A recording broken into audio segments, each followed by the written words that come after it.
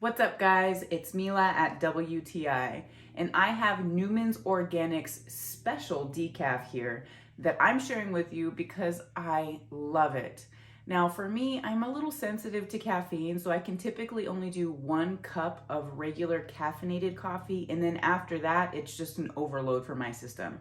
And that's where Newman's own Organics special decaf comes into play in my life.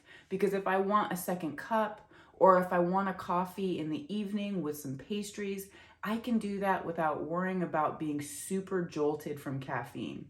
I love Newman's Organics mainly because they're organic, but also because their decaf blend has a great flavor. Sometimes you feel like you lose that boldness in coffee with decaf.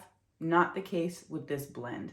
I also love that 100% of the profits go to charity. I mean, that's super awesome too. So not only can you enjoy a great cup of coffee, you also get to feel good knowing that it's going for a great cause. I love these K-Cups and I think you will too. That's my point of view.